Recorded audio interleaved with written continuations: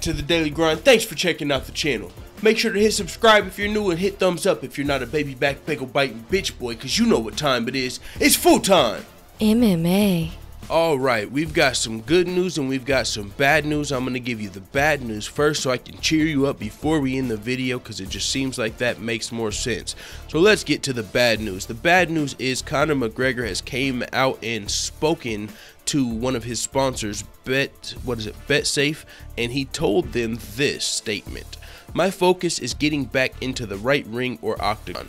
2017 was historic. I have transcended both the sport of MMA and boxing at this stage of my career, as it has been for the majority of my UFC career. Potential opponents must lobby for fights with me.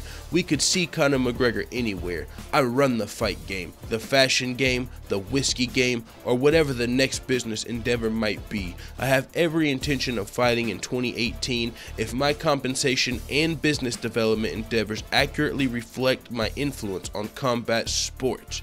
So, why is this bad news? I mean, this is part of the good news and bad news, but it's bad news because we all expected Conor McGregor back December 30th. Now, that fight was pulled after Conor McGregor's Bellator shenanigans, where he put his hands on an official or multiple officials after one of his teammates got a big win. We all know how that went down. Afterward, Conor McGregor has had the rumors with the mobster bar fights and shit like that. Afterward, Conor McGregor was seen at a fashion event with that Rita Ora chick, which took the internet by storm low-key when she posted date night. And also, we know about Conor McGregor's whiskey business. And so, Conor McGregor, he's saying he's on top of the world and everything. Why is that bad news? As I said, we expected him back December 30th. That fight was pulled. And now, it's looking like, if you really read this statement, we might not see him in 2018. I mean, I'm not going to spoil the good news. I'm going to get to that in a second. But if you read this, yeah, he does say that his focus is getting back in the right ring or octagon. But for one, being an MMA fan, that takes away what we all thought he was coming back to MMA. We assumed Conor McGregor was going to be coming back and either fighting Tony Ferguson, maybe even George St. Pierre, maybe a little bit of Tyron Woodley, which is probably not. Or Nate Diaz. So, out of the two most realistic possibilities were Nate Diaz and Tony Ferguson at this point. Well, now it's looking like we've opened that back up to Paulie, a Floyd rematch, Oscar De La Hoya, just anything. Whoever's going to give Conor McGregor probably the lowest risk for the highest reward is going to get Conor McGregor back in the octagon or the ring. And I've got to admit, I'm not excited about that. If you're just telling me you're gonna just do whatever you can, you know what I'm saying, to stay on top of the world in combat sports, I personally, of course, we're all gonna watch it, but that's just kind of crap to me, because it's like all of what George St. Pierre's doing, what Conor McGregor's doing is the lowest risk, highest reward. Well, when are these dudes gonna fucking risk it for the biscuit? You know what I'm saying? We've got an interim champion. If everything was right in the world, Conor McGregor would be facing fucking Tony Ferguson. That's not gonna happen. I'm telling you that right now. Just from this statement, you can see Conor McGregor knows. I mean, we've known he knows how important he is to the combat sports. But if you're talking about who can compensate Conor McGregor for his influence on combat sports, it's not going to be a Tony Ferguson fight.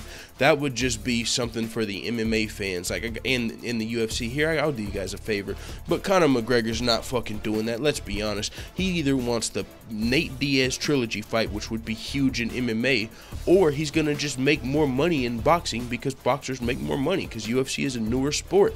So the bad news is we've got no fucking clue when Conor's coming back. The good news is I just saved a bunch of money on my car insurance by switching to Geico.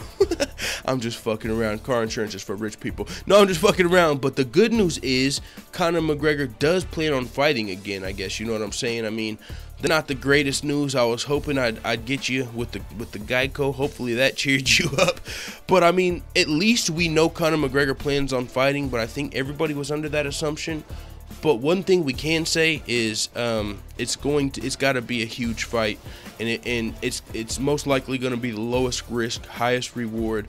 And out of those possibilities, it could be, I mean, as Max Holloway said, let it sink in. It could be Paulie Malignaggi in MMA.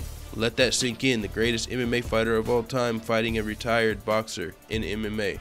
That would That would just be a shit show, but it would be, and actually since it would be an MMA fight, it's less realistic because I don't think Conor McGregor can make the amount of money in an MMA fight that he could make in a boxing fight. Like, even if you give me Nate Diaz or George St. Pierre, Conor McGregor would probably make more money fighting Paulie or Oscar De La Hoya in boxing. Just because I don't know the fucking logistics why, but boxers, I mean, of course, the reason on top that you can of course say is, oh, boxing's been around longer, it's a more established sport. But what I'm saying when I say I don't know the logistics, I don't know if boxing has a fucking union that you know, I know they've got the Ali Act, which hasn't been expanded to MMA, but they've just got protections and stuff that MMA fighters don't have yet that allows them to get paid more. So until the UFC fighters and MMA fighters get those protections, they're probably gonna always be able to make more money if they are a draw in boxing. If they, like, say Nate Diaz, if he had a boxing fight, he would probably just make more money than he would in a UFC fight. That might be what we see, and it's a lower risk, higher reward, to be honest. I mean, you go in there with a boxer, yeah, you're probably gonna get punched out a little bit, you're probably gonna, you know, gas or whatever, some of these guys, because boxers, it is a little more cardio intensive when you're going 12 3-minute rounds, you know what I'm saying? And it's just hands, so it's a little more cardio intensive boxing. But as far as less risk, I would say it's a little bit of a less risk. You're not going to get kicked in the face, you're not going to get slammed on the mat. I mean, especially at the lighter division. So I've said enough on this video, but it is what it is, man. Conor McGregor's released this statement according to the MacLife.com, and he spoke with one of his sponsors, so it's official as a whistle. Let the full-time family know what the fuck you think about Conor McGregor's future. What do you think he's coming back for? I know a lot of you want to see Tony Ferguson, but I mean, that's not happening. Just where we are right now, it's not happening. We just seen GSP vacate his title, and he just won that motherfucker. He didn't even say come back from his injury. He said, I'm injured, y'all can have it. He didn't even say I'm healing up and defending. Nope, I'm injured, and then we'll discuss what happens when I come back. You guys can have this, I'll see you. Why would Conor McGregor not? What's, you know, Conor McGregor's been out for literally over a year from MMA. If anybody should be vacating their title, it shouldn't be GSP, it should be Conor McGregor. If you're talking about holding up divisions, Tony Ferguson literally can't take a fight right now. He could, it's not literal, okay, I just fucking literally used literally wrong.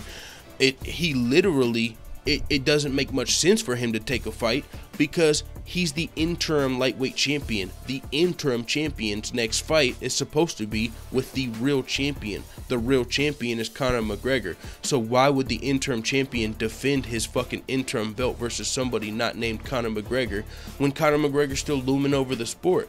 That's why Tony Ferguson has been saying defend or vacate, because if you vacate, I'll take the undisputed title and I can go on fighting Khabib or Edson or whoever the fuck wants smoke with El Kukui. But as long as Conor McGregor's just sitting up there and saying he's the champion and he's undecided on even if he's coming back to MMA now, I believe with this statement it's even more of a reason to strip Conor McGregor, because he just said, you know, whoever can get me back in the right ring or octagon or ring, you know, whoever's gonna compensate me for my influence on combat sports. So that means that you've still probably got quite a bit of negotiating to do with a guy that's already been out of the sport for 12 months. GSP won his title 1 month ago and he already vacated it. Conor's working on 13 months going without defending his title. I mean, in the lightweight division, he already skipped the entire lightweight division and fought the champion, won that, and now it's been a year. So we all know Conor McGregor's the fucking man and he can do what he wants, but at the same time, as an MMA fan, we want to see this lightweight division turning, churning, and burning. So with that being said, it is what it is. Let the full-time family know what the fuck you tell me in the comments. I'm out.